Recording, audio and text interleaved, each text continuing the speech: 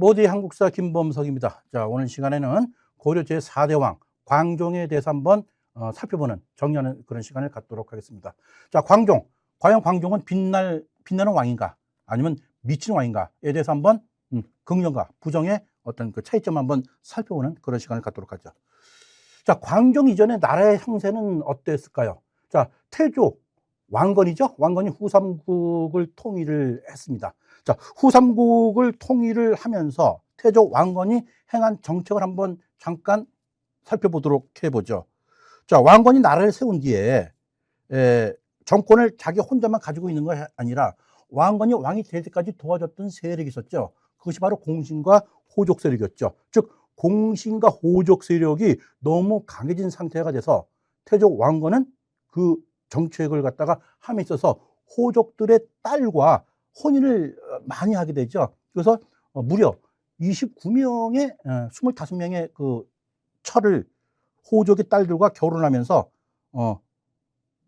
엄청난 자식들을 낳게 되죠.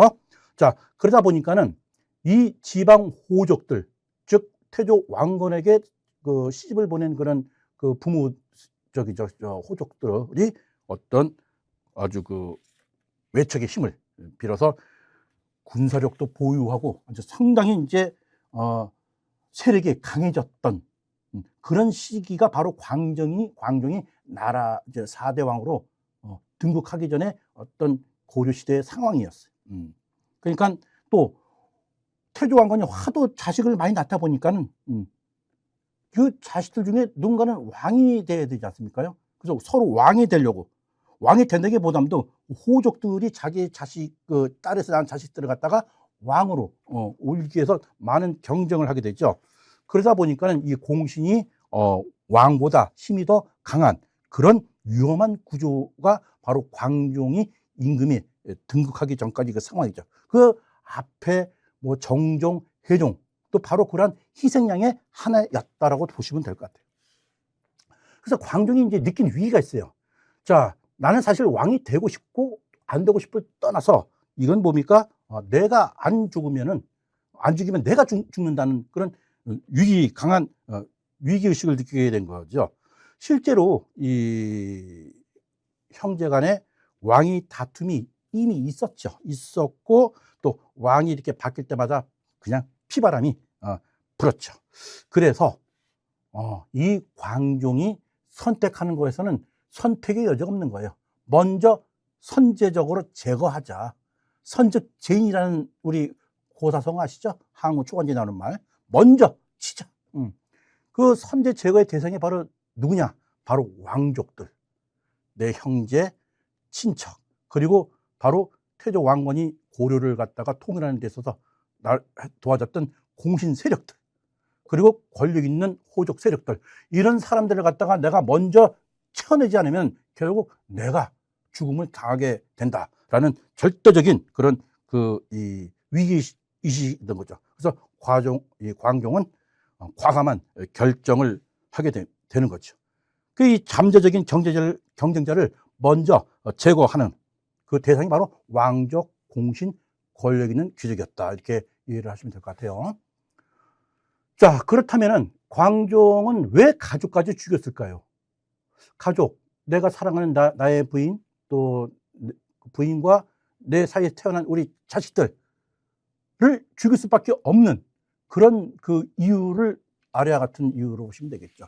즉, 비록 내 가족이지만은 차후에 왕이 찬탈 가능성을 미리 차단하겠다.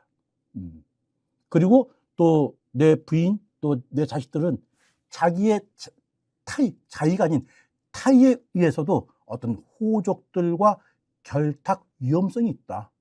그래서 이거는 어쩔 수가 없어. 공포 정치로 해서 반발을 억제하는 것만이 내가 살 길이요 또 고려를 갖다가 호족들로부터 보호하는 그러한 이 예방 차원이 된다라고 해서 이 가족까지 죽일 수밖에 없는 이때 이 시대 이 현 상황을 이렇게 나타내주고 있는 거겠죠. 자, 그래서 너 왕한테 도전하면 죽는다. 이거예요. 그래서 특히 이것은 뭡니까? 나를 포함한, 나를 뺀 우리 가족도 이 정치적으로는 다 경쟁자로 보게 된 거죠.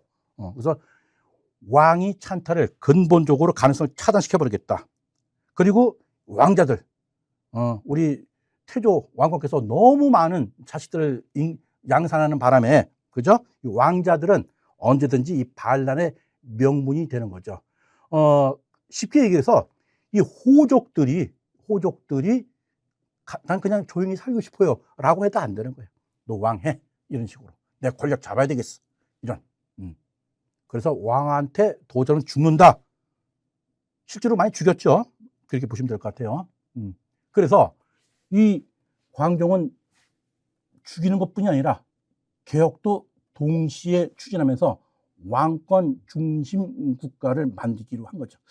이 처음에 광종이 왕이 등극을 했을 때에는 앞에 정종, 회정의 죽음을 봤죠. 그러다 보니까 야, 이거 뭐 나 괜히 그 앞에 나섰다가는 앞전에 그 형들처럼 피비리된 나는 그런 현장의 당사자가 될 뿐 아니라 내 수명을 더 재촉하는 길이겠구나 해서 왕위에 오르면서 한 7년, 8년 정도는 정말로 순응하면서 정치를 했죠. 시키면 시키는 대로 하고 뭐 딴장 걸고 이런 식으로 했어요. 그래서 그 최승로라는 그 고려시대 유명 학자가 평하기를 광종은 정말 광종 초기의 이 정치적인 행보는 흡사 하나라, 은나라, 주나라의 어진 임금이 정치하는 것과 같다라고 칭찬까지 할 정도의 어떤 연약하고 어떤 그런 느슨한, 아니 그러니까 유했던 왕이 바로 광종이었다라고 볼 수 있는 거죠. 하지만 광종은 살기 위해서 이렇게 변신을 하게 되는 거죠. 자, 그래서 이 광종은 긍정평가가 있고 부정평가가 있었는데, 긍정적인 평가에서는 왕권 강화가 성공적으로 이루어지는 거죠. 그러면서 중앙 집권 국가를 마련하게 됩니다. 자, 결국은 이게 뭡니까? 이 왕권 강화에 성공하는 그 정책이 크게 두 가지를 볼 수가 있겠습니다. 이 첫 번째는 뭡니까? 광종이 했던 가장 우리가 알고 있는, 우리 한국사 시험 문제도 자주 나오는 문항이지만은 바로 노비안검법이죠. 자, 노비안검법이 뭐냐면 노비를 안검 잘 검사해서, 그죠? 원래 양인이었던 사람이 억울하게 노비가 된 것을 갖다가 알게 되면은 다시 양인으로 복귀를 시켜주는 거죠, 국가에서. 그러면 원래 그 노비로 삼았던 이 노비가 양인으로 하게 되면은 그 노비를 부리고 있던 그 호족 세력은 내가 가지고 있던 이 노비를 다 뺏기게 되는 거죠. 그러다 보면은 자연스럽게 호족의 힘은 좀 떨어질 수밖에 없는 거죠. 그런 식으로 해서 노비안검법을 갖다가 실행해서 호족들로부터 많은 사람을 갖다 구해냈죠. 그걸 구해냈으면 뭡니까? 그 양인으로 복귀한 사람들은 당연히 왕에 대한 충성은 더 많을 것은 자명한 일이죠. 두 번째는 또 뭐죠? 과거제 실시죠. 과거. 후주 인물이죠. 쌍기라는 사람을 갖다가 참모로 들여오게 되죠. 원래 후주 사람인 쌍기는 이제 고려의 사신으로 왔다가 아주 귀화해서 광종이 아주 1등 참모가 되는 거죠. 이 쌍기라는 사람이 후주에 있었을 때 이 과거에 관련된 그런 일을 실무적으로 했던 경험을 바탕으로 해서 광종이시여, 그대가 왕권을 갖다가 더 강화하기 위해서는 현재 있는 이런 호족들, 이런 데서 어떤 이 사람을 뽑지 말고 아주 합법적으로 시험을 봐서 여기서 인재를 뽑아서 이 사람들로 하여금 같이 정치를 하게 되면은 호족들의 세력은 상당히 퇴화가 될 것이다. 맞는 말이죠. 그래서 광종은 바로 쌍기의 건의를 받아들여서 노비안검법과 더불어서 과거제도 실시를 하게 됩니다. 실제로 과거제를 실시하다 보니까는 호족들 입장에서는 뭡니까? 내가 데리고 있던 노비도 뺏겨. 그리고 나 지금까지 백도 있고, 백거는, 그죠? 돈도 있고, 힘도 있고, 공신이고, 그냥 내 말 한마디면은 정부의 고위직은 다 우리 일가 친척들이 다 차지하고 있었는데, 이 웬걸? 광종이라는 이 인물이 나타나서 과거제를 만들어서 이제는 고위직을 갖다가 과거 시험을 통해서 뽑게 되는 거죠. 그러다 보니까 이 정치적으로 내가 설 자리가 계속 줄어드는 거죠. 야, 이 광종 아주 나쁜 놈이구나. 우리 기득권을 갖다 이렇게 뺏을 수가 있느냐. 안 되겠다. 광종을 좀 잡아 빼야 되겠다. 잡아내리자. 이렇게 생각하는 건 당연한 거겠죠. 호족들 입장에서는. 자, 이렇게 광종은 개혁을 동시에 추진한 거죠. 바로 뭐다? 노비안건법 그리고 과거제. 이 두 가지가 호족들을 갖다 완전히 나락으로 떨어뜨리게 되는 거죠. 자, 이러다 보니까는 호족들 입장에서는 당연히 수많은 왕자들 중을 갖다 누굴 택일해서 어떤 반란을 도모를 하게 되는 거죠. 하지만 그 반란했을 때 이 광종은 피비린내나게 그 피의 숙청으로 맞대응을 하게 되는 거죠.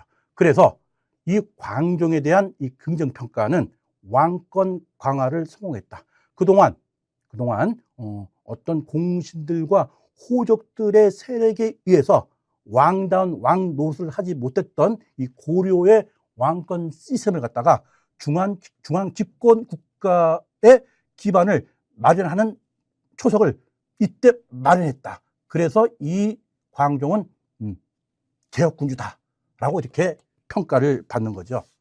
자, 두 번째, 부정평가도 물론 있습니다. 자, 부정평가는 역시 과도한 숙청과 공포 정치죠.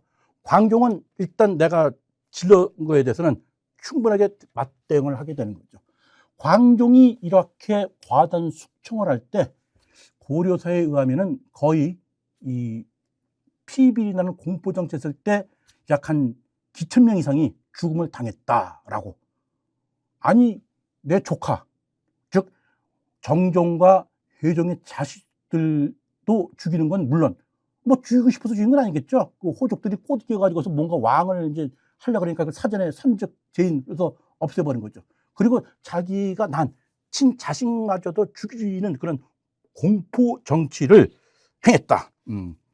그렇게 이제 정리를 할 수가 있는 거죠. 그래서 광종은 내가 살아남기 위해서 가족까지 재건 왕이다라는 말을 들을지언정 내가 국가를 위해서 냉혹한 선택을 했다. 이렇게 또 평가를 할 수가 있겠습니다. 자, 그래서 이 광종은 소위 그 한국사에 열과는 그런 그 개혁군주, 광종, 신라시대 신문왕, 또 고려시대 공민왕, 그리고 또 조선시대는 정조죠. 그래서 4대 개혁군주 중에 랭킹 1위를 차지하고 있죠. 자, 그래서 이 광종은 빛날 광자냐, 또 미칠 광자냐 두 가지로 긍정과 부정의 평가를 있지만은 이것은 우리가 어떻게 받아들이느냐, 광종의 공과 사를 갖다가 잘 구분해서 한번 평가를 해 보시기 바랍니다. 제 개인적인 소견으로서는 광종은 결국은 그 폭군이라고는 볼 수가 없어요. 죽일 수밖에 없는 그런 비정한 현실을 개혁과 더불어서 이겨낸 난 그런 왕이다. 즉 왕족과 지방 세력의 반란을 갖다가 가장 위험한 조업으로 보고 이것을 갖다가 다 제거하고 강력한 왕권 시스템의 기반을 마련했던 그런 개혁군주가 광종이라고 저는 생각을 하게 되네요. 자, 광종 빛날 광자냐 또 미칠 광자냐 선택은 여러분들이 하십시오. 모두의 한국사 김범석이었습니다.